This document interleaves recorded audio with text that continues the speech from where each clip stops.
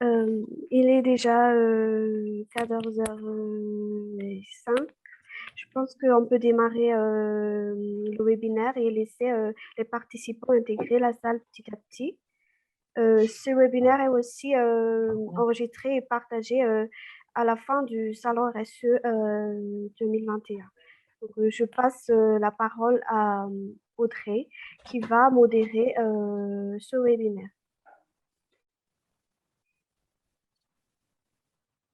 Ok, donc bonjour à toutes et à tous. Donc bienvenue dans ce webinaire qui aura pour objet les opportunités de projets et partenariats relatifs au développement durable dans l'Afrique et dans l'océan Indien. Donc, l'année dernière, dans le cadre de la 5e édition du salon RSE, il avait été abordé la coopération régionale dans la zone océan Indien, donc à travers un regard un peu plus institutionnel, avec la participation de Pascal Plante, qui représentait Cap Business Océan Indien, et de Marc Dubernay, qui représentait l'AFD dans la zone océan Indien. Donc, ce webinaire d'aujourd'hui est une sorte de continuité de ce qui a déjà été présenté, puisqu'il sera abordé de manière plus concrète, plus pratique, la mise en œuvre de projets qui découlent de cette coopération dans la zone OI, mais également en Afrique continentale. Donc pour ce faire, nous avons autour de la table 4 invités qui sont issus du secteur public et issus du secteur privé, que je laisse maintenant se présenter. Eh bien, honneur aux dames. Marie-Jo Payette, si vous me permettez. Marie-Jo Payette, voilà.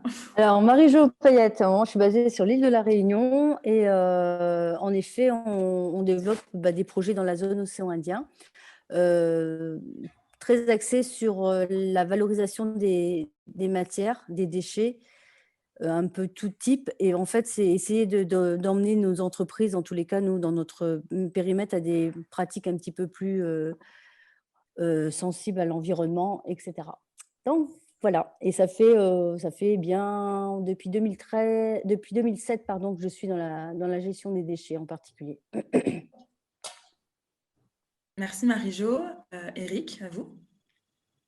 Merci. Je suis Eric Sambacha, enseignant-chercheur à l'Institut supérieur de technologie d'Antslan à Madagascar, spécialisé dans le domaine des systèmes à énergie renouvelable et plus particulièrement l'électrification rurale. Donc aujourd'hui, je représente l'agence universitaire de la francophonie, direction régionale de l'océan Indien, pour présenter notre projet. Merci Eric. À vous Christophe. Bonjour à tous. Donc, je suis Christophe Debos, président de Fourmise, qui est une société installée à La Réunion et qui collecte les déchets ménagers et d'entreprises triés et recyclables. Le principe de la récompense, en d'autres termes, qui nous rapporte ces déchets triés et récompensés en avantages, soit publics, soit commerciaux. Bien sûr, l'intérêt de cette présence, évidemment, ce webinaire dont je remercie l'organisation, c'est de vous présenter ce qu'on va faire, notamment à Maurice et à Madagascar. Merci Christophe. Et enfin Grégory. Bonjour à toutes et à tous. Je suis Grégory Martin, je suis en charge du bureau de représentant de la région Réunion, conseil Réunion. Et moi, je suis par contre basé à l'île Maurice, et avec pour mission de structurer la coopération entre nos îles. Alors, moi, c'est plutôt pour Maurice, mais on a un homologue qui est Madagascar, qui est Michel Galando, et on a aussi également une antenne aux Comores avec Nadège. Donc, au plaisir de vous présenter un peu ce que l'on fait à la fois dans la coopération institutionnelle, mais également comment ça peut servir à nos amis du secteur privé et la société civile. Merci Grégory, merci à tous. Donc, comme vous pouvez le voir, le panel d'intervenants est assez hétéroclite. Donc, c'est délibéré pour que vous puissiez avoir un point de vue différent de toutes les parties prenantes qui sont donc ici, soit d'un partenariat public-privé, soit du public, soit du secteur privé.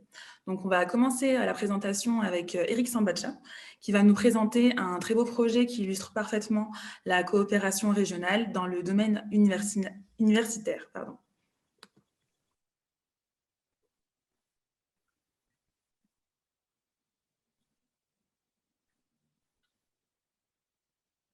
Voilà. Merci Audrey. Donc, avant de commencer, je voudrais m'assurer si vous voyez bien ma présentation. Oui, on la voit bien. Très bien. Donc, bonjour à toutes et à tous qui suivaient en direct ce webinaire. Et d'emblée, merci à l'organisation de cette sixième édition du salon de nous avoir donné l'opportunité de partager, de faire ce partage de bons procédés. Donc, pour ma part, je vais présenter le projet FESTI avec un objectif, mais rassurez-vous, c'est quelque chose de plus intéressant qu'une fête. Donc, FESTI, comme vous voyez à l'écran, c'est formation et enseignement supérieur pour la transition énergétique dans les territoires insulaires et en Indienne-Océanie. Les prémices de ce projet, en fait, c'était à l'initiative de la Commission de l'océan Indien dans le volet COI énergie, dans le cadre de ce qu'ils appelaient réseau sur la transition énergétique de l'océan Indien. Donc, c'est un projet qui s'est allé de 2014 à 2019 sur financement du FED, 10e FED, à hauteur de 15 millions d'euros. Donc, les pays, toutes les îles de l'océan Indien étaient bénéficiaires, accompagnés par la France, donc à travers la Réunion. Et puis, les acteurs visés étaient l'ensemble de tous les acteurs potentiels, donc du gouvernement, en passant par les ministères, les institutions publiques, les collectivités territoriales, les ONG, les universités, secteur privé, voire même la population en général. Alors, quels étaient les objectifs? Donc, en termes d'objectifs globaux, permettez-moi de les lire en entier pour ne pas en oublier. Donc, contribuer à l'amélioration de l'accès des États à des ressources modernes, efficaces, fiables, diversifiées, durables et renouvelables d'énergie saine à des prix compétitifs.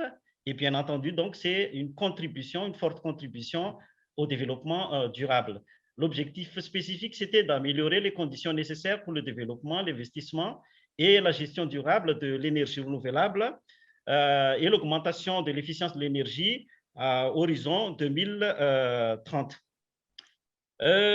Pourquoi donc cette, on va dire, préoccupation de la COI?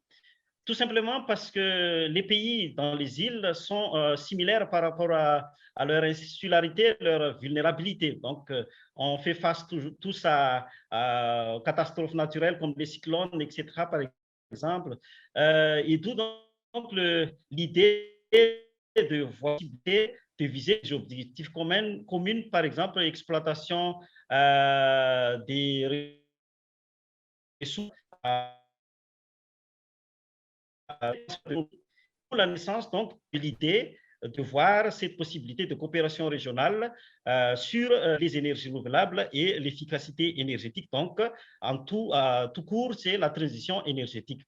En 2018, la COI s'était donc rapprochée de l'AUF et pour un appui, pour voir les possibilités de cette coopération. Donc, on avait commencé par un atelier de co-construction avec quelques acteurs à l'île Maurice, donc suivi par des travaux de terrain assez conséquents sur le diagnostic et prospection des besoins de renforcement de capacité en matière d'énergie, mais avec donc la contribution, la forte contribution de tous les acteurs mentionnés précédemment. À la suite de cela, lorsqu'on a vu les potentiels et lorsqu'on a vu les besoins formulés, la CEI nous a de nouveau soutenu l'AUF pour monter le projet de demande de financement Erasmus+, donc Capacity Building, renforcement de capacité dans les établissements d'enseignement supérieur. Donc, on a été notifié en 2019 parmi les meilleurs projets. Il y avait, si mes souvenirs sont bons, environ 250 projets soutenus et puis on avait démarré officiellement en 2020. Quels sont les enjeux? Donc, en termes de problématiques,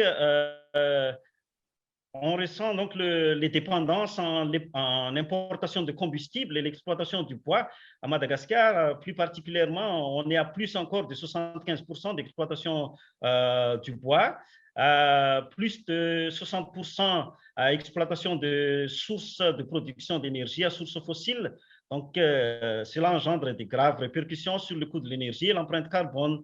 Et donc, le défi, c'est de pouvoir progressivement les substituer par des sources renouvelables qui sont abondantes dans les îles, dans une visée d'indépendance économique et dans une logique, bien entendu, de développement durable. Et comment mettre en œuvre donc, les leviers qui seront mis à l'épreuve, c'est les formations, de manière à ce qu'on puisse répondre justement aux besoins en compétences, de manière à ce qu'on puisse alimenter les acteurs, hein, les professionnels du métier. Dans le cadre du projet Erasmus+, donc, il y a ce qu'on appelle les pays partenaires, donc les bénéficiaires. Donc, ce projet voit la participation de 5 pays, 5 établissements dans 5 pays, donc l'Université de Comores, l'Institut supérieur de technologie d'Antsran, l'IST d'Antananarive, l'Université University of Mauritius et l'Université de Mascarenhs pour l'île Maurice. Les Seychelles faisaient partie des pays qui ont participé à l'étude, mais finalement, ils s'étaient désistés une fois qu'on avait démarré le projet. Et les pays qui accompagnent ce projet, les pays programmes, c'est-à-dire les pays qui font partie de l'Union européenne, donc on a choisi aussi des îles, hein, donc l'Université des Açores en Portugal, l'Université de Laguna en Espagne et bien entendu l'Université de La Réunion pour les îles. Donc, les objectifs, je rappelle, c'est la contribution des établissements d'enseignement supérieur à la transition et à l'autonomie énergétique par le biais de renforcement des compétences et des ressources humaines.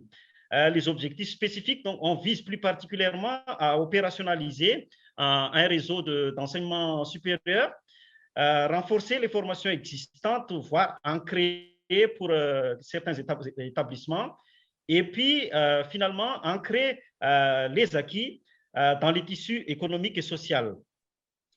Donc, plus en détail, donc, au niveau académique, c'est le renforcement des formations initiales par les mobilités d'étudiants, création de formations régionales à visée régionale, et puis conception de catalogues de formations continues de manière à améliorer les visibilités des formations dans le domaine de l'énergie. Au niveau institutionnel, donc, c'est l'opérationnalisation d'un réseau, hein, par l'adéquation des formations à emploi. Donc, c'est quelque chose qui manque énormément, cette synergie entre professionnels et établissements de formation. Pourquoi pas, à travers cela aussi, entamer des démarches d'innovation dans le domaine de l'énergie. Et on vise aussi la valorisation commune et diffusion commune des productions scientifiques. Et finalement, au niveau social, donc, on vit la transition énergétique, c'est le problème de tout un chacun. Donc, par une sensibilisation, forte sensibilisation que nous avons déjà commencé, dispositif d'accompagnement aussi de l'entrepreneuriat, parce qu'il y a un fort potentiel dans le domaine de l'électrification.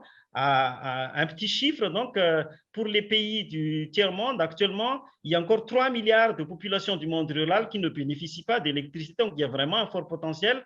Donc, toujours le développement du partenariat public-privé par la forte implication des professionnels du secteur.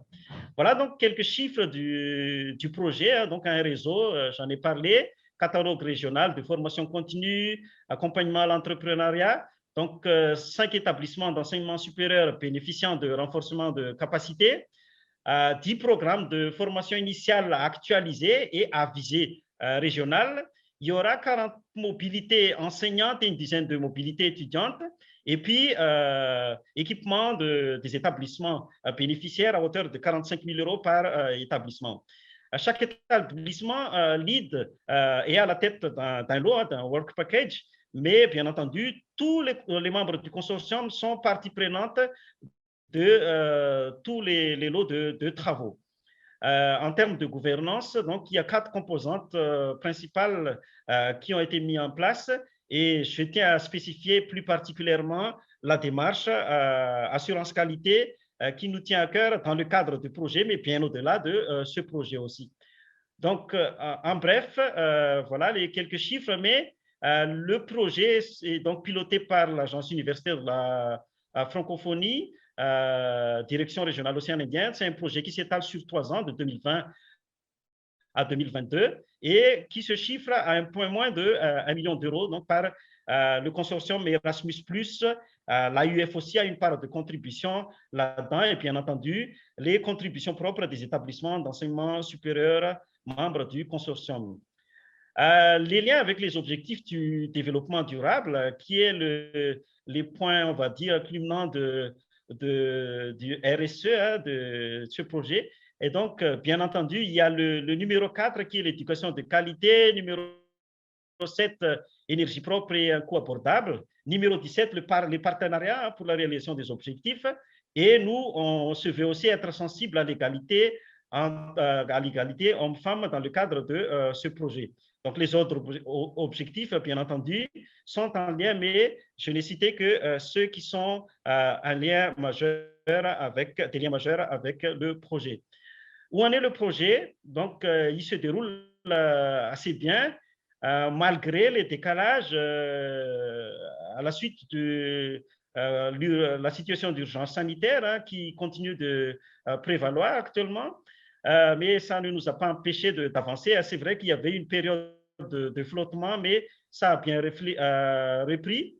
Et nous sommes en pleine période de réflexion sur tout ce qui est mobilité, les besoins de présence physique, s'il y a des possibilités de les traduire en intervention en ligne ou plutôt hybride, une partie qui sera plutôt à distance, une partie en présentiel. Donc, les activités, comme j'ai souligné, ont commencé. Il y avait eu déjà des sensibilisations. Il y avait aussi une première conférence débat, toujours dans le but de constitution du réseau. Le deuxième se déroulera le 29 juillet prochain. Donc, je vous invite à consulter les sites web, les pages de l'AUF, pages web et les réseaux sociaux pour que vous puissiez suivre les événements. Pour terminer, donc, quelques réflexions. Ce projet avait pu voir le jour. Je dirais que c'est quand même un projet d'envergure qui se chiffre en millions. Donc, si on n'avait pas eu le soutien de la COI qui nous a permis de faire des études des pays concernés, donc ça aurait été plus difficile. Donc, c'est, on va dire, un levier majeur qui a fait que le projet ait pu voir le jour. Il y avait aussi le côté AUF, c'est une grande organisation qui regroupe 40 pays, 59 représentations locales, donc plus particulièrement notre AUF Océan Indien. Et actuellement, on est à 1007 établissements d'enseignement supérieur membres. Donc ça aussi, ça a permis de lier, de nouer les contacts assez rapidement entre les acteurs. De même, il y avait quand même aussi eu des liens au préalable entre les établissements d'enseignement supérieur à travers des petits projets. Donc, ça a joué leur rôle aussi. Mais un point que nous avons identifié, c'est le manque de communication, manque de sensibilisation. Là-dessus, il y a un énorme travail à faire, c'est la mise en place d'une vraie plateforme d'échange entre tous les acteurs, de manière à ce qu'on puisse voir que font les uns et les autres, qu'est-ce qui se passe ici et là, quels sont les projets en cours, quels sont les mécanismes de financement. Donc, c'est quelque chose pour lequel il faut qu'on réfléchisse ensemble de manière à ce qu'on puisse vraiment avoir quelque chose qui permette à tout le monde de voir leur part. Et là-dessus aussi, dans le cadre du projet, on avait eu aussi une vraie implication de tous les acteurs. Tout le monde a vraiment joué leur rôle, aussi bien les secteurs publics que privés. Et nous, notre souhait, en fait, c'est qu'à travers le réseau que nous souhaitons constituer, c'est que vous nous rejoigniez, vous veniez renforcer ce réseau. Donc, j'en ai terminé pour ce qui est ma présentation. J'ai mis ce slide, en fait, pour représenter un peu la transition énergétique qui vise à la fois l'usage de l'énergie renouvelable et puis l'efficacité énergétique. Je ne vais pas m'étaler plus, mais sur ce, donc, je termine mon intervention. Il va y avoir une présentation de 2 minutes de vidéo à propos toujours du projet, mais maintenant, je laisse la suite à l'organisation. Merci. Merci Eric. On peut lancer la vidéo.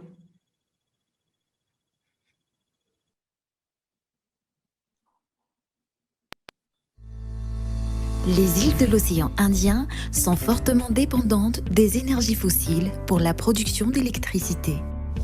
La majorité des sources d'énergie est importée, avec de graves répercussions sur le coût de l'énergie comme sur l'empreinte carbone.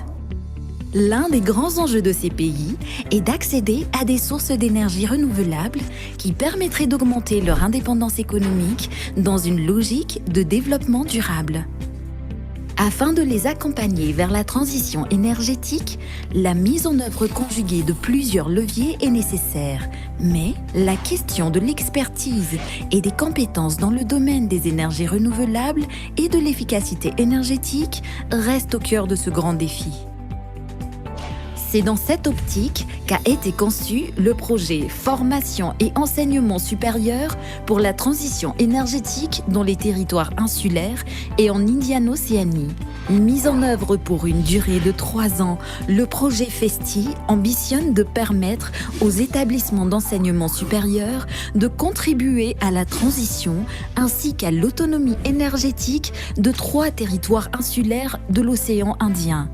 Grâce à un vaste dispositif de renforcement des compétences des ressources humaines dans le domaine des énergies renouvelables et de l'efficacité énergétique, le projet envisage également l'accompagnement de porteurs de projets entrepreneuriales dans ce domaine.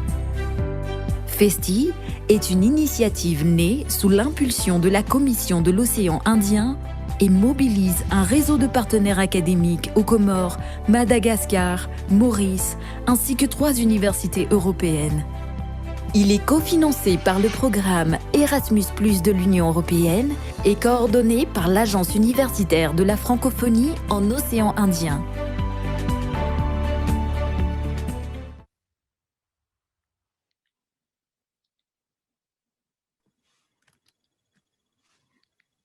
Merci Eric pour cette présentation.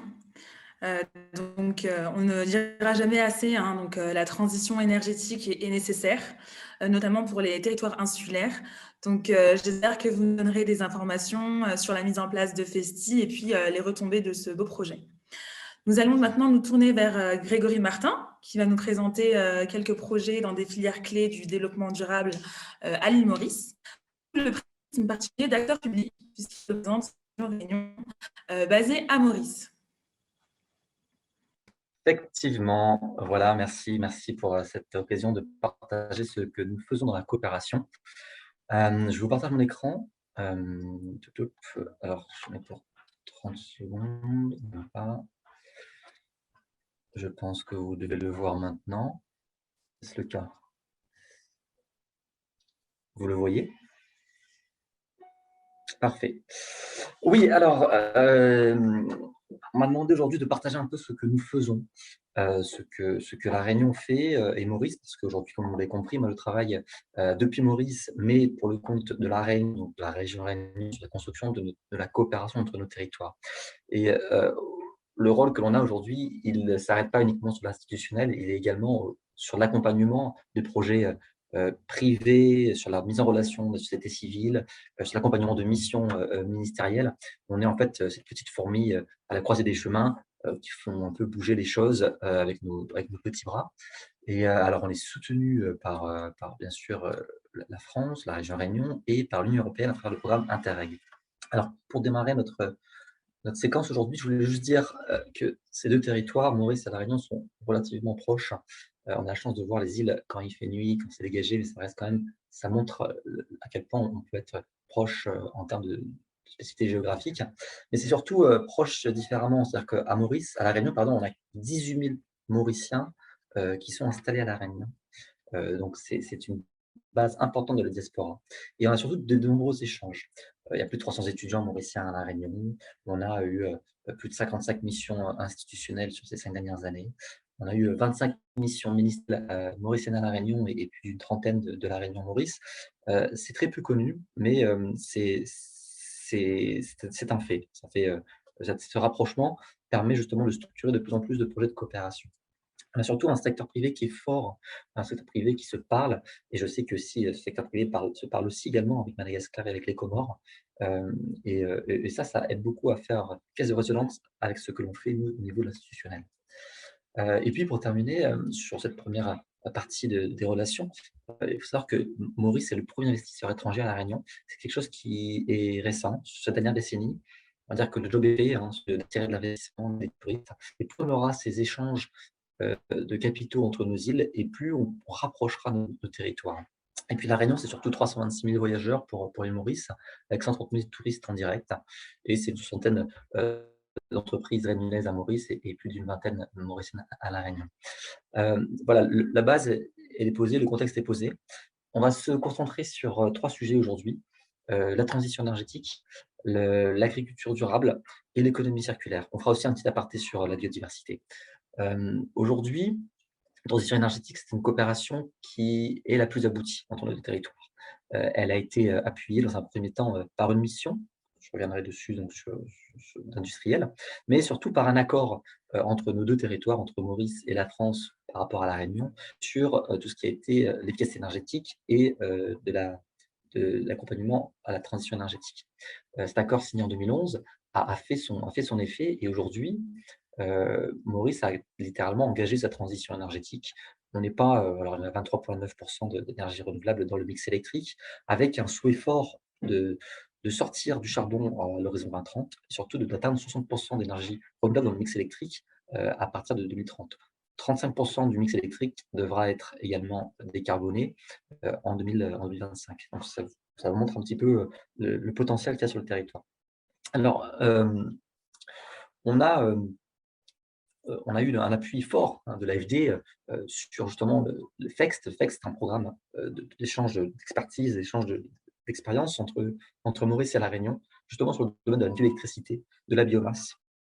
Et Maurice, qui connaît un déclin de sa filière canne depuis la fin du protocole sucre, n'arrivait pas à relancer, à inverser la tendance.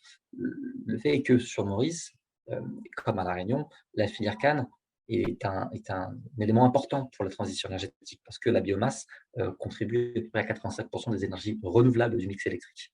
Et finalement, depuis l'année annonce du budget, il y a des décisions fortes qui ont été prises pour rémunérer la bagasse à juste valeur, c'est à peu près 3,50 € par kilowattheure.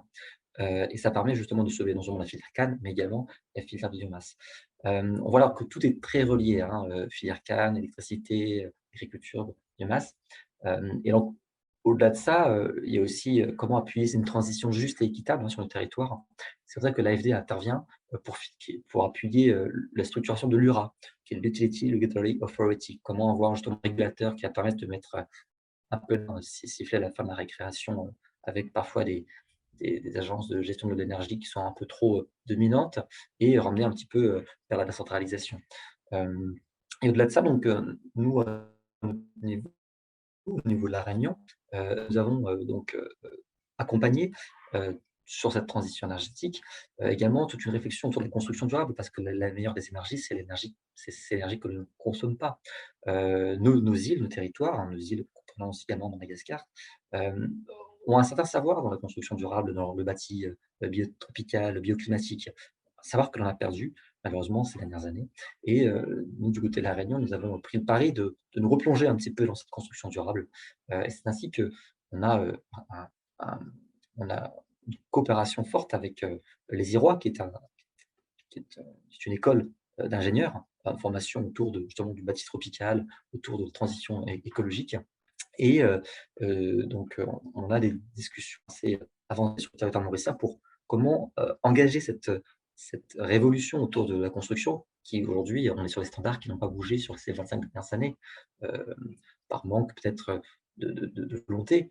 Mais aujourd'hui, c'est une réalité. On a surtout également un début de rapprochement entre Maurice et La Réunion sur les énergies marines des mers. Maurice a réussi à créer un véritable prototype d'énergie marine des mers en low cost, à peu près 500 à 600 €, petite unité qui produit 200 watts, c'est quand même quelque chose. Et ils sont venus justement nous tendre une main en nous disant faisons ensemble, travaillons ensemble sur ce prototype pour le rendre plus productif, pour l'améliorer et peut-être l'industrialiser. Donc ça montre aujourd'hui qu'il y a une certaine reconnaissance donc, seulement de La Réunion dans son positionnement de transition écologique, transition énergétique, mais également on a sur nos territoires mauriciens, Madagascar, Comores, Seychelles, des compétences et des expériences de grande qualité.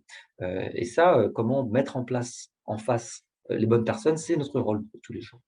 On a, au-delà de la coopération institutionnelle, du secteur privé, avec, je pense, le Club Export que je salue encore aujourd'hui, des rapprochements. Aujourd'hui, quand on a une demande forte des CEO de Maurice qui nous demandent à venir à La Réunion pour voir ce qui se fait dans la construction durable, en transition énergétique, on devait organiser une séquence avec une quinzaine de CEO du premier conglomérat. Ça démontre encore une fois qu'il y a une volonté de voir ce qui se fait sur nos territoires voisins, parce qu'on partage sûrement le même océan, mais également le même climat et les mêmes cyclones, malheureusement. Et puis, nous, sur La Réunion, donc sur Maurice, pardon, on a eu, grâce encore sans doute fortement au Club Export et appuyé par Interreg, c'est la venue de ces bureaux d'études, les architectes, les bureaux d'études spécialisés en bâti tropical. Je pense à l'ingénierie. Donc, comment aujourd'hui permettre à Maurice de structurer toute cette filière dans le bâti tropical, dans la transition énergétique, pour permettre justement de créer des joint ventures. Parce que lorsque les entreprises réunionnaises se déploient sur le territoire, on est en tel partenariat. Encore une fois, je peux citer Intégral l'ingénierie. C'est le pari d'une entreprise, d'une PME réunionnaise, qui a créé une filiale à Maurice. Et aujourd'hui, 100% des employés sont mauriciens. On a un véritable transfert de compétences, transfert de technologies. Donc ça, c'est vraiment pour le meilleur des deux territoires. Un petit retour d'expérience sur le programme d'efficacité énergétique. Je vous ai dit que la coopération autour de la transition énergétique est la plus aboutie. En 2008, 10 industriels mauriciens ont pris le pari d'aller voir ce qui se fait à La Réunion. Ils sont partis avec Catherine Gray, Raj Makoun et à l'époque le ministre des Finances, et ils ont vu ce que La Réunion savait faire en efficacité énergétique. Très rapidement, c'était un programme de coopération à des industriels de La Réunion et des industriels de Maurice, qui aurait de coopérer. Ils sont partis voir la région Réunion qui a mis en place des financements, surtout un appui technique avec le déploiement d'un VSI qui était Michael Apaya. Et de fil en aiguille, Michael Apaya et les industriels ont travaillé sur un programme national d'efficacité énergétique sur comment justement réduire la consommation électrique en industrie. Et ce programme a tellement fonctionné que c'est devenu un programme national qui a englobé l'AFD, l'Union européenne et surtout le ministère de l'énergie à Maurice. Donc vous voyez comment un petit programme de coopération où les industriels se parlent, on arrive sur un programme national à Maurice, avec les compétences, le savoir-faire de La Réunion, mais surtout le déploiement à Maurice, en partenariat avec les entreprises mauriciennes. Et ce programme a encore plus déployé ses ailes grâce à la COI, et le PM2E est devenu le PR2E, Programme régional d'efficacité énergétique. Et ça montre encore une fois qu'on est capable, sur un tout petit projet porté par du privé, de le déployer sur le niveau de la région, parce que ce sont des sujets qui sont partagés entre nos territoires. Pour terminer sur la transition énergétique, on accompagne non seulement ces discussions, mais également, vous voyez tout à droite, un bâtiment, donc c'est un rendu 3D. Ce sont des élèves justement de l'ESIROIS qui ont travaillé avec les élèves de l'Université de Maurice sur les arrêts de métro, les arrêts du tramway de Maurice, donc des arrêts biotropicaux. Donc voilà, comment permettre à nos nouvelles générations de se parler sur ces sujets qui sont capitaux pour le développement de nos territoires. L'agriculture est un autre axe que nous soutenons fortement. Alors, on a un projet qui s'appelle Agriculture raisonnée, Smart Agriculture, je reviendrai dessus parce que c'est un retour d'expérience. Nous avons surtout soutenu le projet Amberois, qui est un projet de coopération entre l'ONG Vélo Vert et également Isolife à La Réunion. Et ça a réuni une dizaine de petites exploitations agricoles et réunionnaises autour des pratiques de l'agroécologie, appuyées donc par Interreg, également par d'autres partenaires. Ces exploitants se sont réappropriés un savoir qui est également un peu perdu, de comment utiliser les auxiliaires de culture pour limiter l'utilisation des pesticides, insecticides, même pas limiter, ne pas utiliser ces produits phytosanitaires, et surtout se réapproprier un savoir-faire. Alors concrètement, c'est quoi? C'est en gros savoir que cette coccinelle permet justement de manger des pucerons, permet de limiter la venue de tel ravageur. Et cette coopération a permis la production de deux outils qui sont complètement déployés sur les deux territoires. On a également une forte collaboration autour de la formation. On a structuré à Rodrigue une école agricole, c'est une demande de Rodrigue, nous, de l'Assemblée régionale de Rodrigue, sur accompagner des nouveaux agriculteurs, changer un petit peu le prisme et venir sur cette nouvelle pratique d'agroécologie. Et c'est comme ça que depuis 2017, nous soutenons l'école agricole de Rodrigue avec du financement d'Interreg et de PL Formatera et le CFPPP de Saint-Joseph qui envoie des formateurs. Donc, on a fait la formation de formateurs et aujourd'hui, Rodrigue, c'est à peu près 25 étudiants par an qui sortent de cette école pour déployer de nouvelles pratiques agricoles. Et c'est un modèle que l'on souhaiterait déployer sur le territoire mauricien, donc la formation agricole en agroécologie.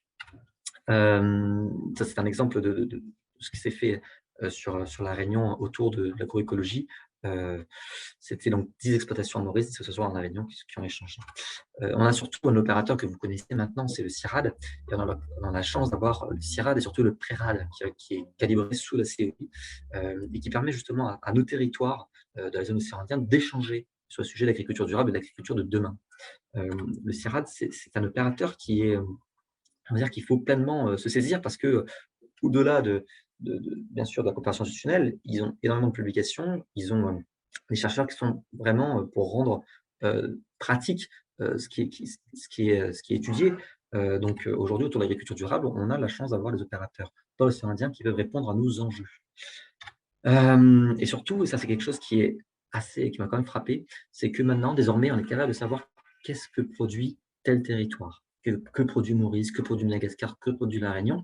Et enfin, on va pouvoir peut-être avoir une réflexion sur la mutualisation, une rotation des cultures, parce que l'objectif, c'est quand même, en tout cas, nous, ce qu'on en veut sur nos territoires, c'est La Réunion, pour Maurice, c'est rehausser la qualité des productions agricoles et permettre justement d'avoir une visibilité sur la rotation, quels sont les besoins de l'un, les besoins de l'autre, et adapter nos rotations de culture. Bien sûr, ça reste un peu utopiste, proche, mais ça peut tendre justement vers une complémentarité autour de la sécurité alimentaire.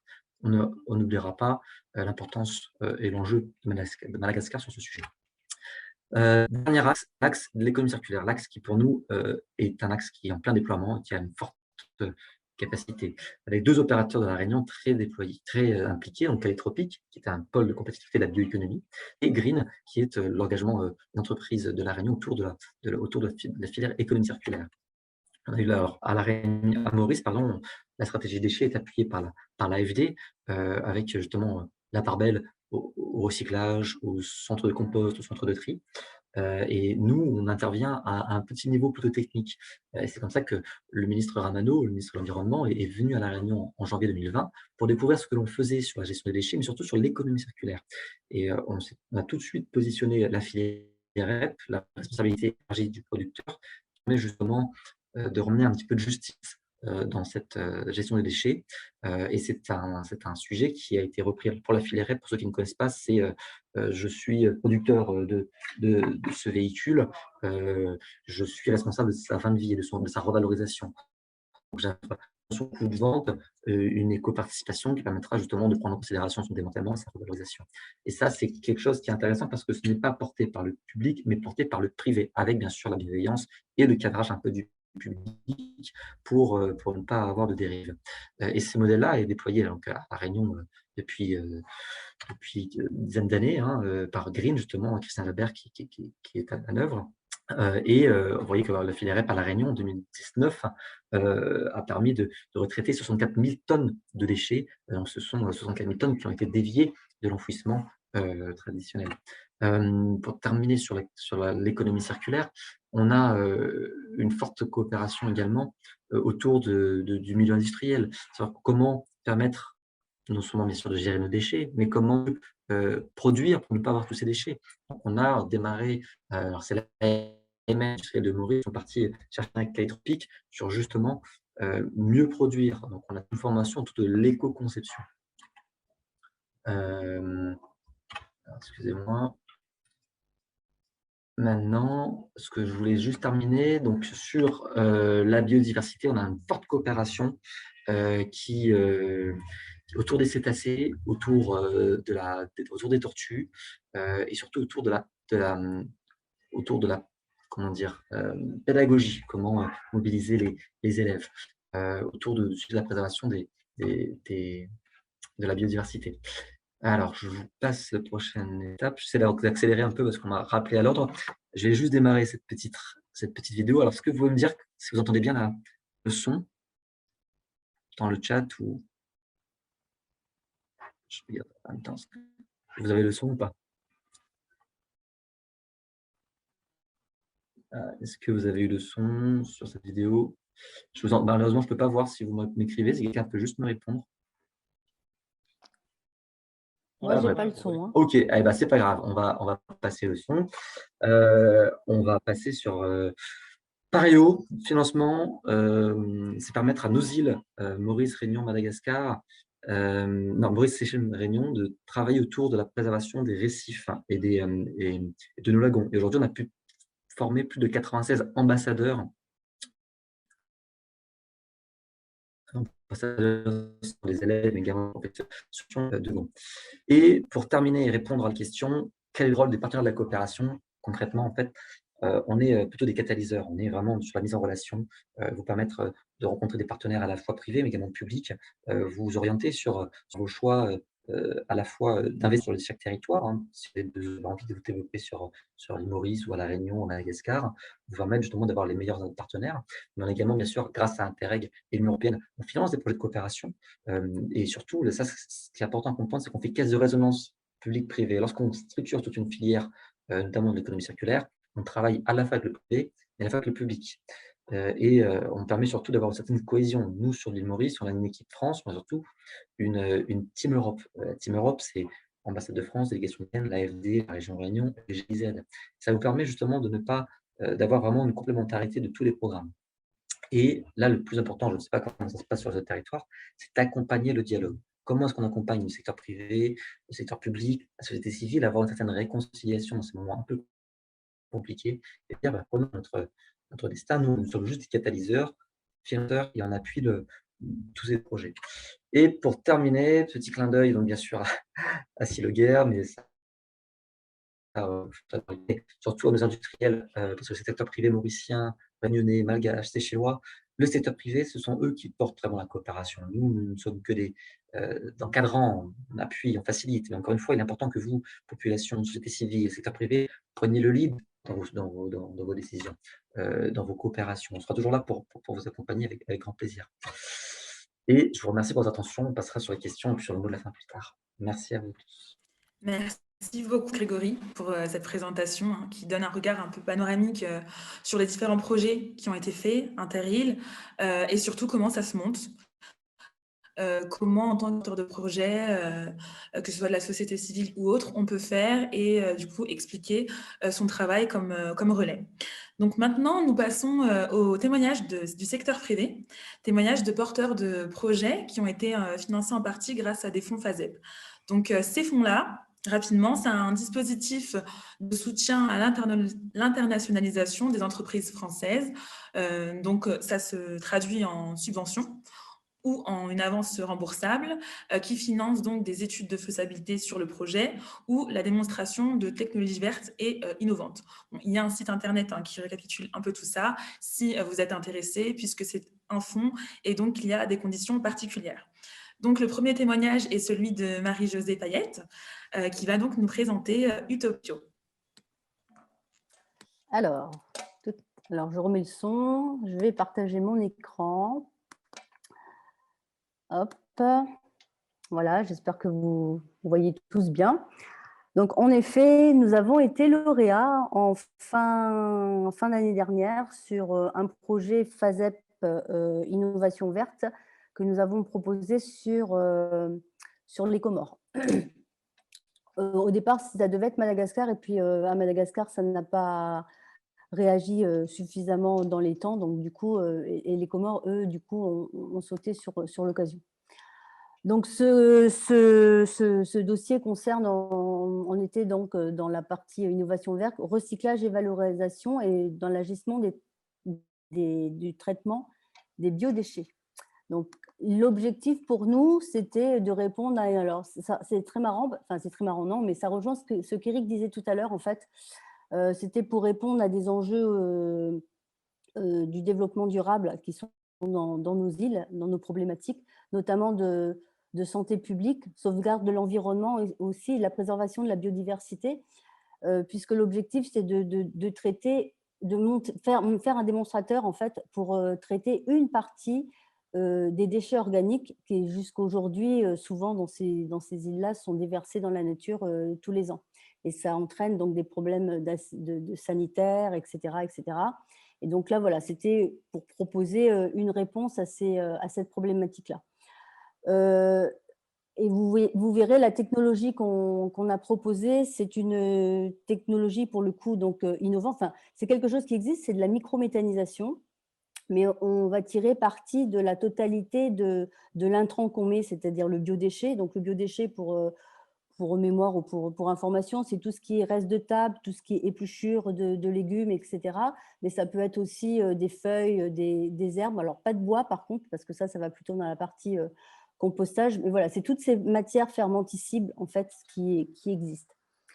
Donc notre enjeu, c'était la problématique, c'était ça. Et donc comme je vous disais, c'était de répondre à ces objectifs du développement durable, produire de l'énergie aussi en particulier. Avoir un impact aussi sur la filière sanitaire, avoir un impact aussi sur la partie déforestation, puisqu'on va pouvoir utiliser l'énergie produite pour éviter la déforestation, et donc jouer aussi sur l'environnement, le rendre plus propre, entre guillemets. Et on a un impact social aussi dans la mesure où on va créer des nouvelles activités ou des activités qui sont liées aussi à la sécurité alimentaire sur l'île. Alors, en gros, voilà le projet, c'est de l'assiette à l'assiette, comme on l'appelle. On a une petite, je ne sais pas si vous voyez mon curseur là, qui se balade ou pas, mais oups, ça va être à partir d'une innovation française qui est en fonctionnement hein, déjà sur le territoire national. Hein, mais là, justement, on s'est servi du FASEP qui favorise donc ces technologies à l'export pour le proposer sur les Comores, mais qui peut se démultiplier sur n'importe quel territoire autour de chez nous. Donc là, cette petite unité est capable de traiter à partir de 80 tonnes, on va dire, de déchets, maximum 1000 tonnes annuelles. Donc, ça reste des petits volumes. Et du coup, comme c'est une solution qui est containerisée, elle prend aussi peu de place au sol, ce qui est quelque chose d'intéressant pour nos territoires. Et toute l'ingéniosité de ce process, contrairement à ce qu'on entend parler classiquement sur la méthanisation et les erreurs et les écueils en fait, de la méthanisation, c'est qu'on s'est toujours focalisé sur un extrant et notamment la production d'électricité. Or, si on revient un petit peu en arrière, la production électrique ne représente qu'une petite partie de la valorisation des biodéchets, puisque déjà, pour produire l'électricité, il faut produire le biogaz, et le biogaz ne représente que 10% d'un extrant de biodéchets. Donc, vous comprenez bien que si on veut produire beaucoup d'électricité, il faut mettre beaucoup de matière entrante à l'intérieur, et donc, du coup, on se retrouve avec des gros volumes à traiter. Et souvent, l'écueil qu'on a eu, ce sont des grosses machines dont les rendements n'étaient pas forcément là, des grosses installations qui coûtaient très, très, très cher, puisqu'il fallait gérer beaucoup de déchets.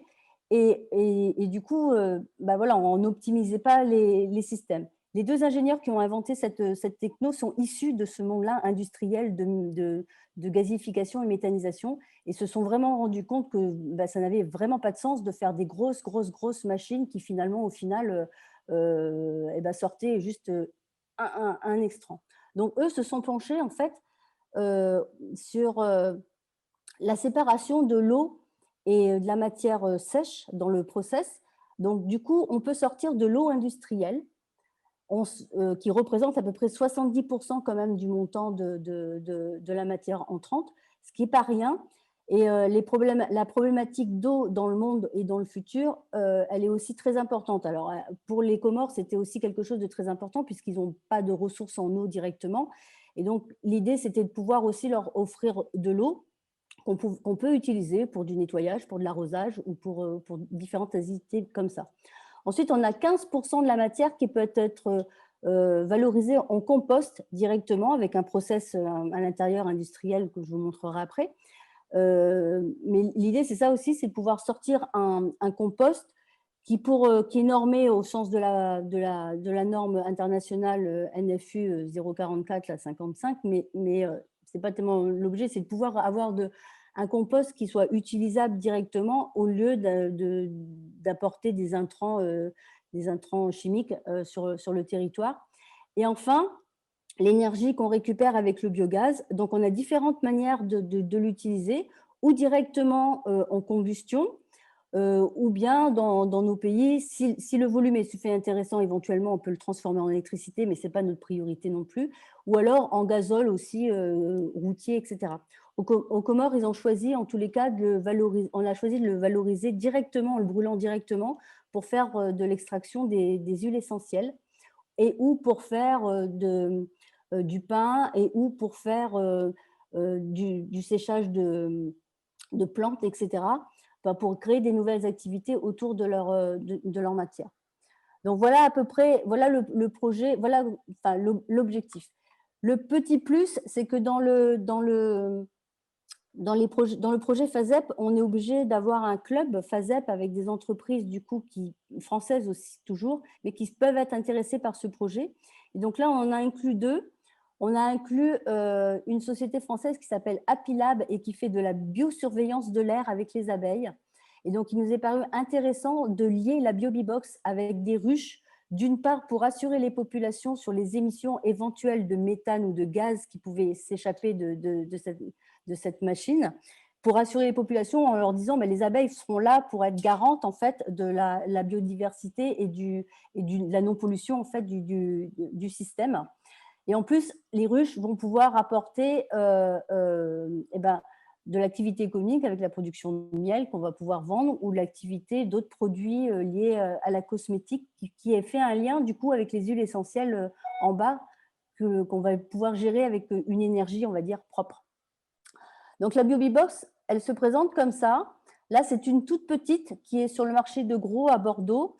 C'est 2 conteneurs 20 pieds. Pour avoir une idée, un conteneur 20 pieds, donc c'est 6 mètres de long, 2 mètres de large. Donc là, vous voyez, 2 à coller. Ça peut traiter 100 tonnes par an. C'est une solution donc du coup qui est industrielle robuste. Hein, vraiment, c'est vraiment très… c'est que du matériel français à l'intérieur qui se sont fabriqués en France, des pompes, etc. C'est une solution aussi qui est facile à suivre parce que c'est un objet connecté. Il y a plein de capteurs, etc. à l'intérieur qui permettent de savoir où c'est en panne, s'il y a quelque chose qui ne marche pas, etc.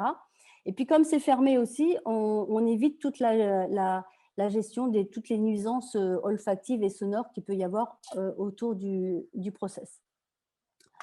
Donc, la box qu'on a décidé de mettre aux Comores ne va pas gérer la totalité des déchets des Comores, mais c'est pour faire une plateforme d'expérimentation, en tous les cas, autour de ce système. Donc, c'est une boîte qui va traiter 300 tonnes à peu près, une taille moyenne, comme on dit. À côté, là, vous avez la photo de ce qui existe aujourd'hui à Vitry, c'est à peu près le même tonnage. Et à Vitry-sur-Seine, ça gère à peu près les déchets alimentaires de 40 écoles de la ville, avec tout un système pédagogique autour pour sensibiliser les jeunes sur le cycle en fait, de ces biodéchets. Et puis là, vous avez une délégation des Comores qui est allée justement la semaine dernière en fait, avec les 7 maires de l'île de la Grande Comore. Et c'est porté par donc, du coup, le gouvernorat de la Grande Comore. À l'intérieur de la boîte, voilà comment ça se passe. Et il y a un système de broyage, puis on passe pour broyer les déchets en petites chips, on va dire. Ensuite, il y a un système de pasteurisation qui permet de monter en température pendant un certain temps pour enlever tous les pathogènes. Et puis, ça passe dans le digesteur qui est dans la fabrication donc, du méthane. Et comme je vous disais, toute l'ingéniosité du système, c'est de pouvoir sortir les 3 extrants du biodéchet, l'eau, le compost et puis le biogaz. Donc, en quantité, voilà, on rentre 100 tonnes, on va sortir 70 000 litres d'eau. On va sortir 15% d'électricité et 10% de gaz, de biogaz qu'on peut transformer ou qu'on peut utiliser directement. Donc, ça rentre vraiment dans la problématique dont vous étiez en train de parler tout à l'heure. Là, ça vous donne un peu les idées des extrants par rapport aux différents modules qu'on peut avoir. Donc, l'électricité, vous voyez, on peut produire entre 2 et 30 mégawatts. Alors, ça, les plus petites, c'est 100 tonnes, comme je vous disais. La plus grande, c'est 1000 tonnes. Le compost, c'est entre 2 ou 35 tonnes par an. Et puis l'eau industrielle, voilà ce que ça peut produire. On peut calculer aussi les émissions de tonnes de CO2 économisées. Ça peut être aussi intéressant parce que c'est quelque chose du coup qui peut se gérer en circuit court. Ça permet une gestion des déchets en circuit court. Il n'y a pas besoin de les transformer à gauche et à droite. Donc, sur la Grande Comore, c'est le gouvernorat de la Grande Comore qui sera bénéficiaire de l'outil. On a une ONG, la S2IC, la Société des ingénieurs comoriens, donc, qui va s'occuper de toute la partie, on va les former en fait à la partie entretien, maintenance, etc. du process. Et puis on a aussi une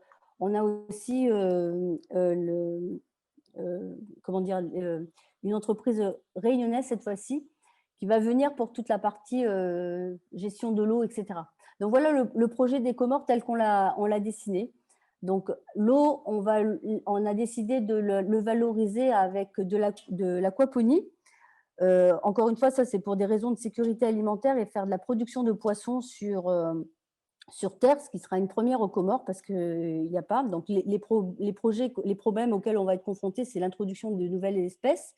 Comme il y a l'Université des Comores aussi qui nous soutient dans le projet, on va travailler avec l'université pour voir comment on fait rentrer ces poissons et comment on gère cette partie aquaponie, pisciculture. Parce qu'on a aussi la difficulté, il va falloir qu'on calibre la qualité de l'eau à la sortie de la BioBee-Box pour qu'elle corresponde aussi à la viabilité des poissons. Donc, on a encore beaucoup d'analyse, d'où l'université des Comores qui rentre avec nous aussi pour nous aider à travailler sur ces sujets-là. Sur la partie compost, du coup, l'objectif, c'était de faire de la production maraîchère et ou une espèce de pépinière de plantes endémiques à parfum. Et puis enfin, avec le biogaz, comme je vous disais tout à l'heure, ça va être une première aussi, c'est de faire directement de la distillation des huiles essentielles pour éviter le déboisement.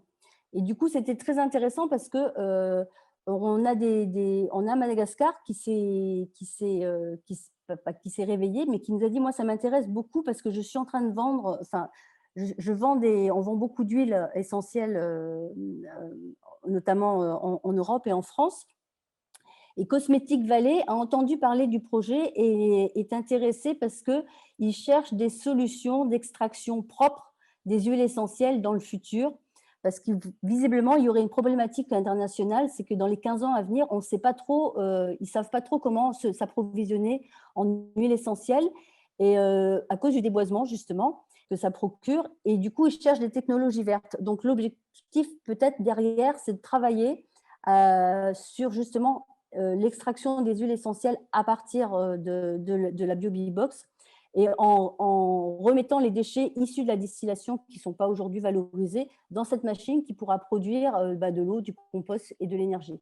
Donc là, on rentre dans une chaîne complètement vertueuse en fait, du système. Donc ça va être encore des développements dans les mois à venir et notamment Grégory parlait tout à l'heure du CIRAD, il y a aussi Calitropique, etc., qui sont intéressés.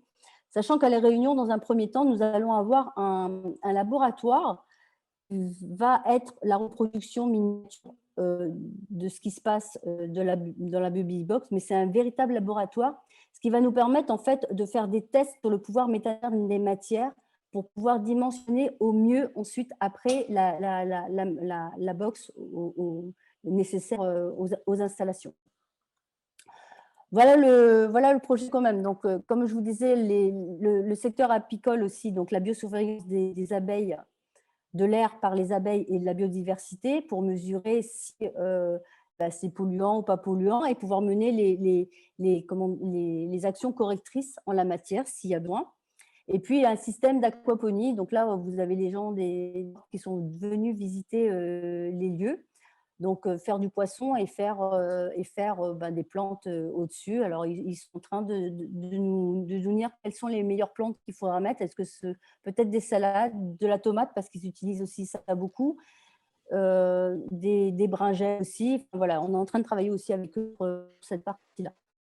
Alors, en difficulté, ce qu'on a eu aussi au départ, c'est de convaincre, pas tellement de convaincre le gouvernorat, parce qu'il a été convaincu du premier coup, mais c'est après, il a fallu lui apporter plusieurs assurances de création d'emplois sur place. Et ce projet-là, avec un 300 tonnes, va créer à peu près 20 emplois sur l'île pour un premier démonstrateur. Donc, c'est pas mal. Donc, le projet est financé à hauteur de à peu près, c'est un projet de 700 000 € qui va être financé à hauteur de 500 000 par le FASEP. Et on est en train de boucler le budget pour les 200 derniers. Et la communauté comorienne s'est mobilisée justement pour faire participer la diaspora à l'étranger.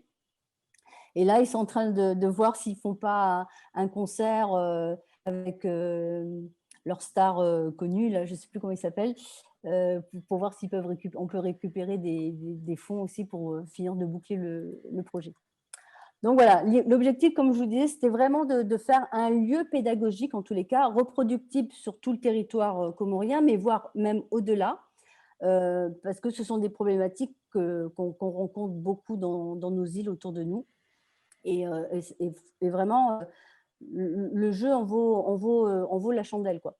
En plus, cette activité autour avec le miel, enfin avec les abeilles et la cosmétique, ça a un vrai sens pour la cosmétique française. En tous les cas, elle est très intéressée parce que là, on a plein d'outils, enfin plein de choses de production qui garantissent la production bio propre, en fait, d'huile essentielle et ou de produits de la ruche, hein.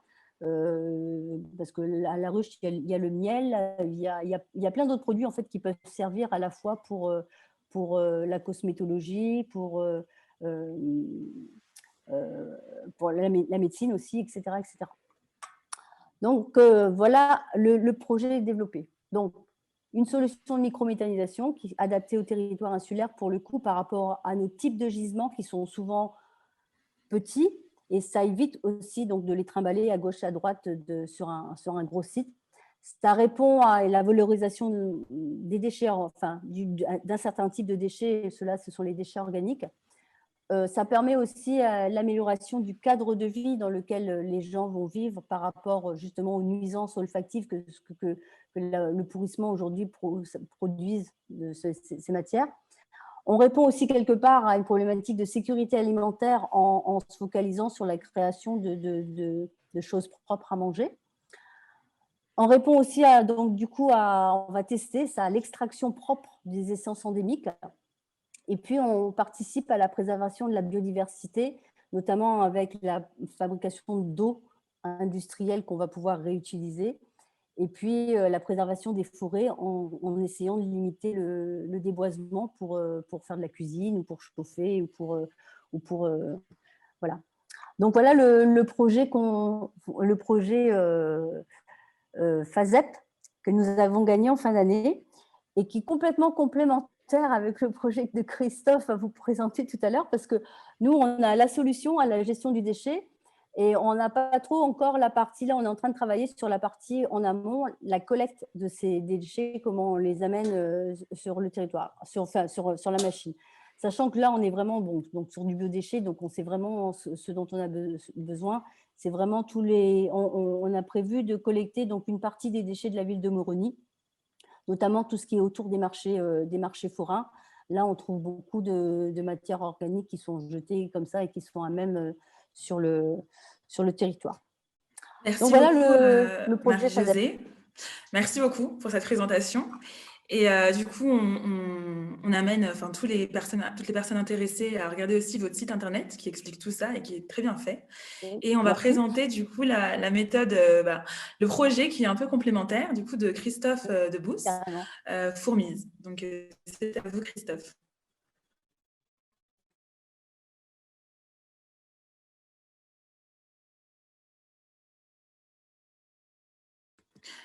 Christophe, on ne vous entend pas, il faudrait activer le micro, s'il vous plaît. Ça marche beaucoup mieux, effectivement, avec le micro. Désolé. Je disais que après l'abeille et le miel, je vais vous présenter la fourmi, à vrai dire la fourmise, qui est à la fois à la base un projet qui est devenu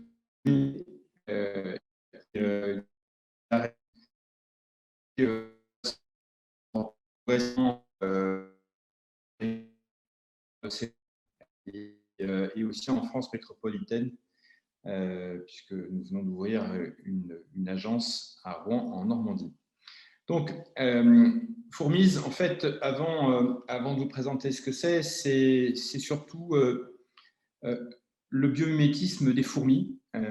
Et du coup, qu'on a voulu rendre, si je puis dire, en tout cas adapté à la gestion des déchets ménagers, bien sûr, et des déchets d'entreprise, selon l'idée qu'au fond, une fourmi ne transporte ce dont elle a besoin, et surtout son intelligence, c'est qu'elle sait transformer la matière pour en produire de l'énergie qui permet à la communauté de pouvoir vivre, se reproduire et s'étendre, évidemment. C'est le principe de la manière dont se développent les communautés de fourmis.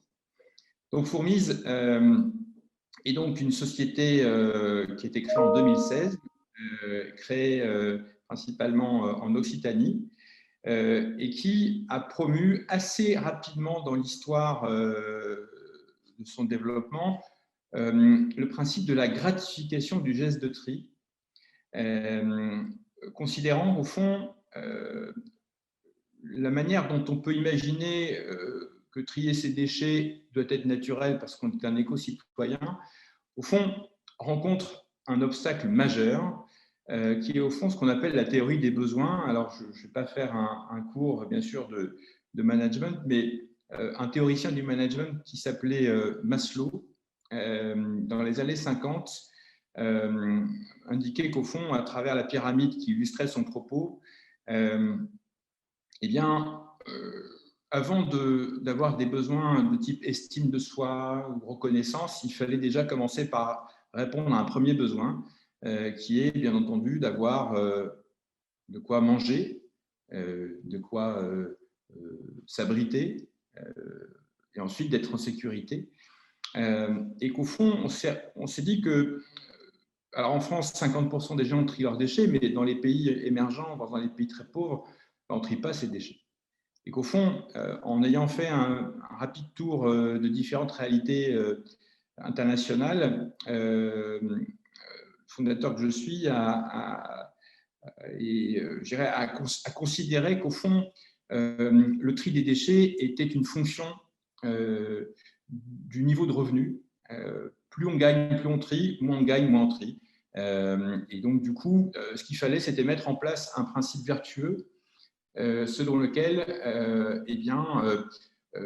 trier ces déchets pouvait conduire à répondre aux premiers besoins de la pyramide de Maslow, donc se nourrir, bien sûr, s'abriter ou en tout cas vivre sous un toit, pourquoi pas effectivement être en sécurité, mais du coup, chemin faisant, une fois qu'on peut répondre à ces premiers besoins, eh bien, on peut tendre vers l'éco-citoyenneté. Donc, pour terminer cette introduction, Fourmise est un projet bas de la pyramide, est un projet, est une démarche de collecte de déchets qui s'adresse aux personnes les plus pauvres. Bien sûr, puisqu'on s'intéresse au bas de la pyramide, ça n'interdit pas, bien sûr, de s'intéresser au haut de la pyramide. Et du coup, c'est parce qu'on s'intéresse à tous, mais en particulier ceux du bas, que nous nous sommes dit qu'au fond, il était important de tester nos idées et surtout de les mettre en action dans l'océan Indien, en commençant par la Réunion. Donc, je vais commencer à passer quelques images pour présenter concrètement la problématique à laquelle on s'adresse et surtout la manière dont on s'y prend. Je veux bien le slide d'après, s'il vous plaît. Donc, au fond, la problématique, comme je disais, c'est face à des systèmes de collecte de déchets qui n'existent pas ou au fond existent, mais sur des moyens qui ne sont vraiment pas dimensionnés aux problématiques des grandes villes. Je rappelle qu'à 2050, plus de 5,4 milliards de personnes vivront dans des grandes villes, la plupart en situation de précarité. Au fond, on se dit comment il est possible d'apporter une réponse la moins coûteuse possible à cette problématique de collecte des déchets, de déchets triés. Et surtout, collecter est une chose, mais au fond, c'est surtout de mettre en place des processus de recyclage, d'économie circulaire plus généralement, comme on l'appelle, et dans une cible, vous l'avez compris, qui sont donc les pays émergents. Et du coup, on s'intéresse principalement à 4 catégories de déchets différents, au-delà bien sûr des papiers et cartons. Au fond, on sait que le PET aujourd'hui fait l'objet d'une économie, d'un marché, on va dire parallèle, ou d'une économie informelle. On sait que le PET à Madagascar est ramassé, il est vendu à certains transformateurs pour partie, d'autres servent à transporter du carburant ou plein d'autres choses. On sait que le déchet alimentaire jonche le sol, parce que pas ramassé bien sûr, même si le maire de Tana a par exemple souhaité passer des bulles pour ramasser, mais la situation est bien loin d'être satisfaisante. On sait aussi quelles sont les problématiques liées aux déchets électriques et électroniques. Et enfin, tout ce qui est lié au verre, particulièrement au verre cassé. À nouveau, le verre est généralement consigné. Il a une valeur, en d'autres termes. Le verre cassé n'en a pas, et pourtant, on sait que plus de 15% du verre qui est mis sur le marché se trouve cassé. Alors non seulement on ne peut pas le recycler, mais surtout qu'il est dangereux quand il est au sol. Bien sûr, ça peut entraîner des blessures. Je rappelle bien entendu que si ça peut comporter des blessures, le déchet alimentaire au sol qui est pourri conduit à des maladies, lesquelles exigent des soins, et les soins coûtent beaucoup d'argent. Donc bien souvent, ça conduit à des aides. Bref, on est dans une spirale plutôt négative. Donc, on s'intéresse effectivement à tous les déchets, bien entendu, et en particulier à ceux-là. L'autre démarche, l'autre idée, c'est aussi, au fond, comment peut-on associer les entreprises à cette dynamique d'impact. Au fond, une entreprise qui trierait bien ses déchets, c'est une économie, c'est une entreprise qui aussi mobilise ses salariés à cette logique. Et du coup, vous comprendrez très vite qu'en mobilisant des entreprises qui trieraient leurs déchets grâce à ces salariés, eh bien, par viralité, les salariés pourraient aussi eux-mêmes devenir des trieurs dans leur foyer, lesquels, de bouche à oreille, pourraient étendre, si on peut dire, le dispositif de tri à l'ensemble d'un micro-territoire, puis d'un plus grand, etc. C'est donc, au fond, ces 2 problématiques-là auxquelles Fourmise s'attaque. Alors, comment? Eh bien, j'aime bien le slide d'après. Eh bien, au fond, c'est à travers 2 idées. La première, c'est que le déchet, en étant trié, en étant apporté à Fourmise, je reviendrai après ce que sont les vocables, l'univers de Fourmise, eh bien, on transforme le déchet en une valeur numérique, économique et citoyenne qui se cumule et s'échange chez des partenaires privés ou publics. En d'autres termes, vous apportez vos déchets triés à un point d'apport volontaire que vous avez sur votre droite, des personnes en insertion. Et c'est là où est aussi la marque de fabrique de Fourmise, c'est que ce n'est pas des robots, ce n'est pas des dispositifs technologiques. Aujourd'hui, pardon, je vais être un peu direct, on nous rabat les oreilles avec la technologie, il n'y a que ça aujourd'hui qui compte. Oui, nous on remet l'humain au centre, parce qu'il y a besoin de donner du boulot, il y a besoin de mobiliser les gens autour je dirais, de principes de propreté, de collecte de déchets par exemple, mais pas seulement. Et du coup, parce que l'humain est important, eh bien, on l'investit, on le récompense, on le reconnaît dans à la fois le tri qu'il fait, en étant du coup récompensé en points, qu'on appelle les mises. Et les mises, comme une monnaie, d'une certaine manière, se cumulent et à un moment donné s'échangent contre, soit ou se troquent, en tout cas, contre de la nourriture, contre de quoi boire, de quoi peut-être se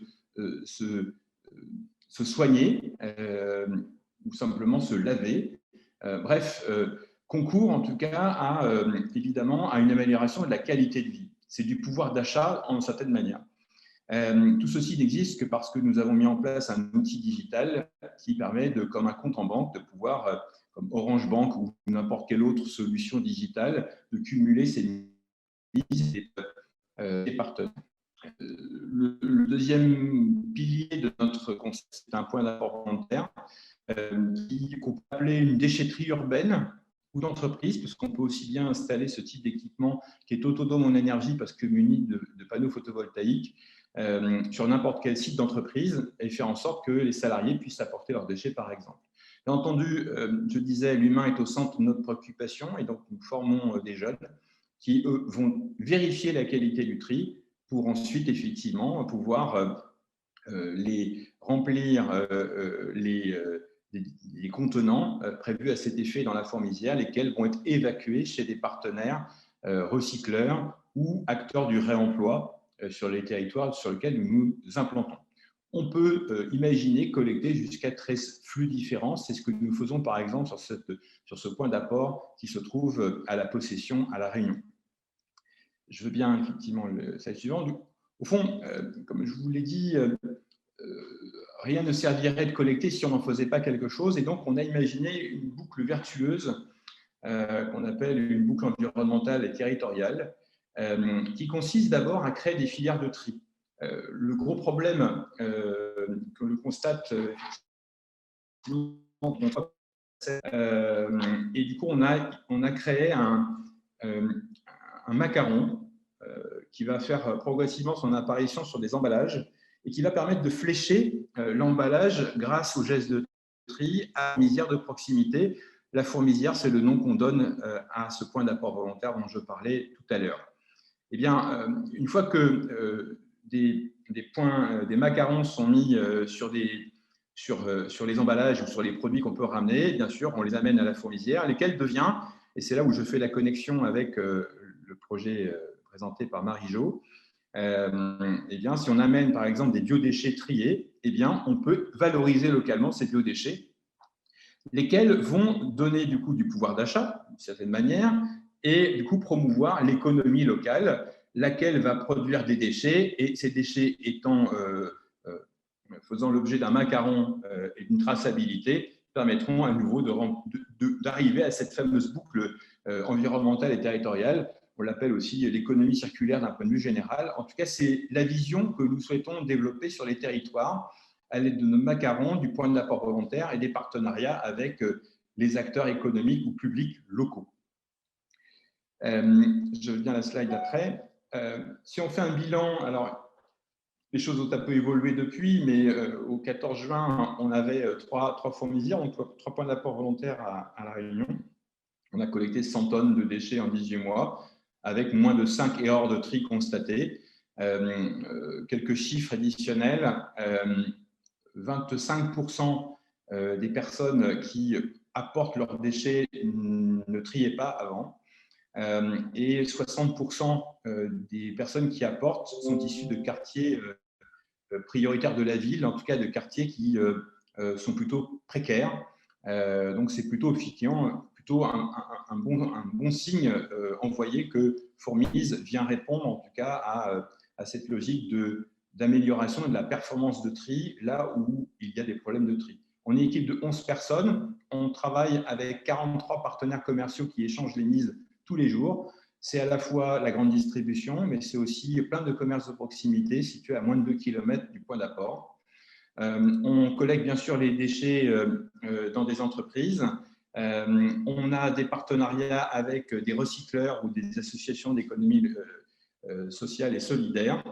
Et enfin, on collecte des déchets, 10 déchets ménagers recyclables. Alors bien sûr, en 2021, on s'implante à Maurice, à Madagascar, en France métropolitaine, comme je le disais. On a notamment sur les déchets un projet porté sur la question notamment des plastiques de fin de vie, en transformation de ces plastiques en biodiesel, notamment pour la pêche durable. Et puis aussi la mise en place de déchetteries et de ressourceries d'entreprises permettant d'améliorer le geste de tri et la valorisation des déchets. Je veux bien le slide d'après.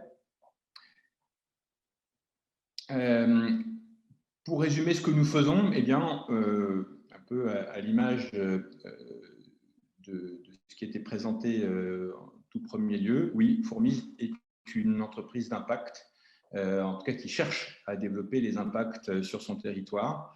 12 sont concernés. Et c'est parce qu'on touche à tous les champs que nous sommes dit qu'il fallait donc mettre en place ces projets-là sur Madagascar et Maurice. Et donc, pardon d'avoir été long sur la présentation, je serai beaucoup plus court sur l'implantation. Je veux bien donc le dernier slide.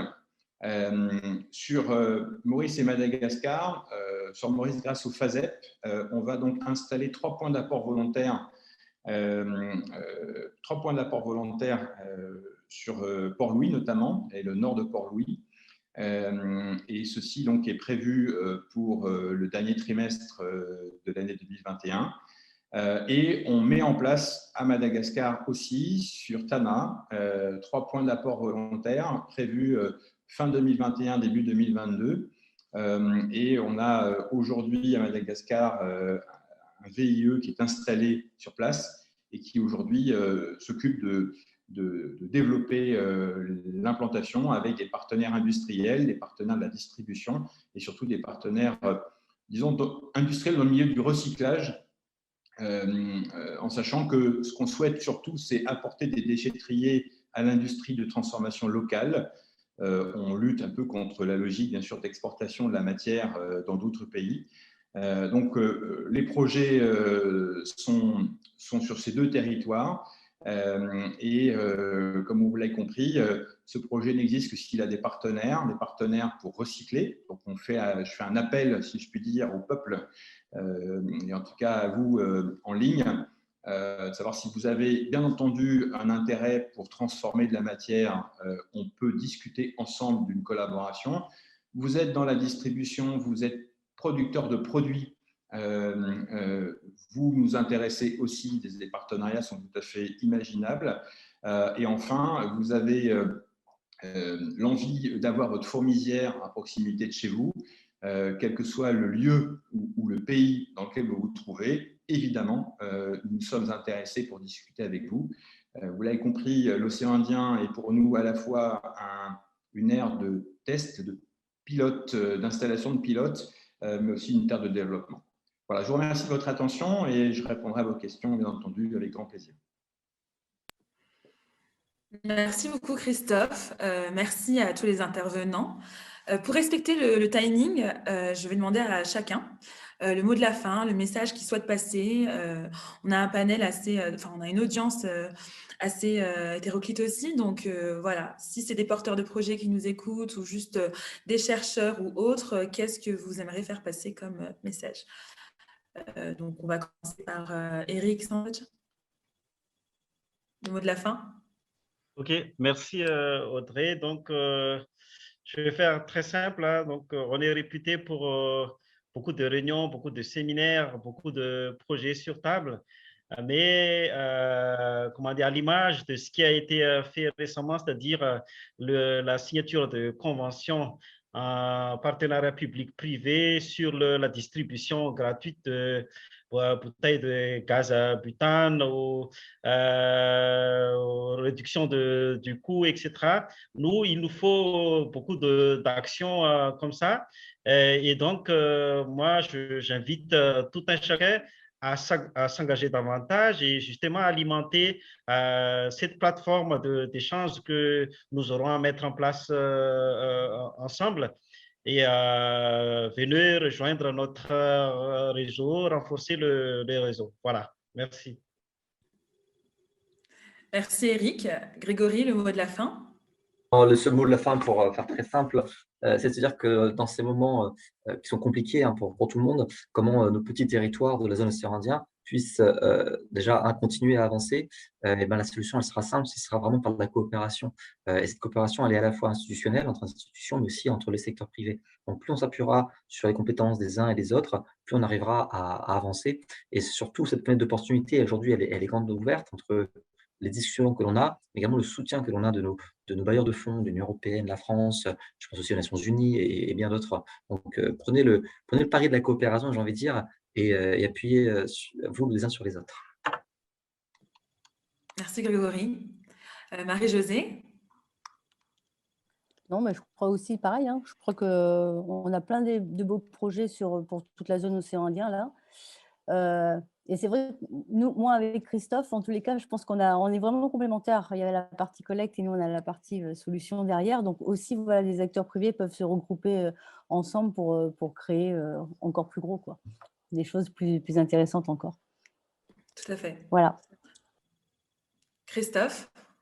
Eh bien, comme l'a dit Marie-Josée, effectivement, j'ai hâte qu'on mette en place un projet commun. Tu le sais. Oui, tout à fait. On y travaille, mais c'est vrai que c'est long. La période avec le Covid, en ce moment, ça ne nous aide pas. Hein. S'agissant d'une conclusion, je vais être peut-être provocateur, mais c'est un peu mon style aussi. C'est que je pense qu'il faut passer maintenant des études à la réalité.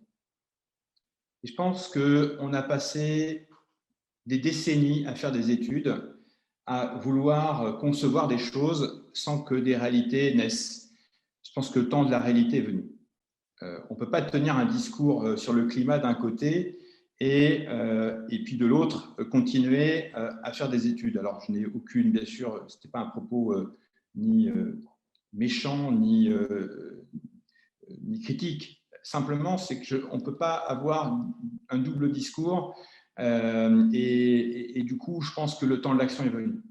Donc, j'appelle, on n'est pas le 18 juin, comme on pourrait dire en France, mais j'appelle les forces des territoires de l'océan Indien à venir rejoindre les acteurs des projets pour accélérer leur mise en place, accélérer leur réussite, si je puis dire, pour que effectivement on ne meure plus des déchets qui jonchent les territoires, qu'on n'ait plus à constater que le réchauffement climatique est inéluctable.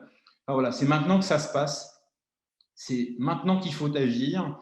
En tout cas, voilà, on se tient à votre écoute, disposition pour pouvoir, bien entendu, répondre à vos questions et mener les projets qu'il faut à vos côtés. Tout à fait. Donc, je rebondis sur ça, puisque tous les liens de nos intervenants, les structures de nos intervenants sont dans la discussion. Tout le monde peut y accéder.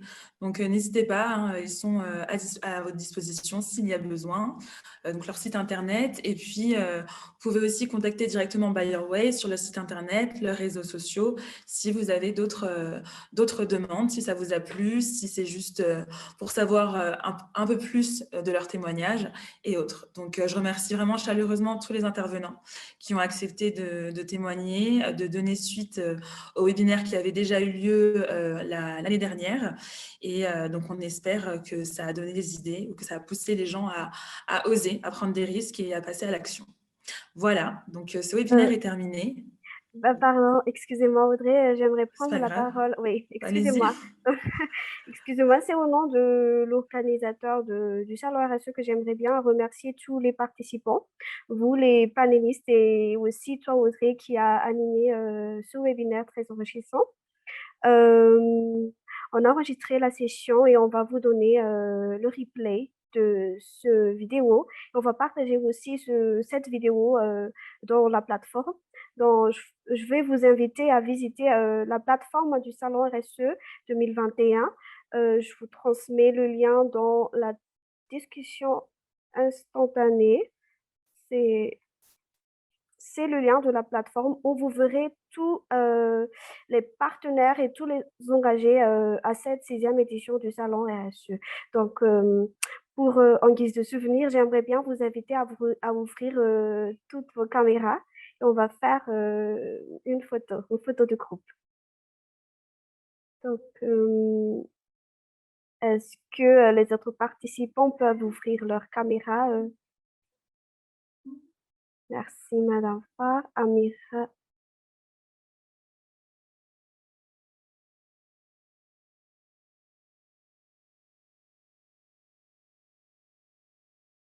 C'est bon, j'ai pris une capture. Merci à vous. Et je souhaite bon salon à toutes. Merci. Au revoir. Merci, Au revoir. au revoir. Merci, au revoir. Au revoir.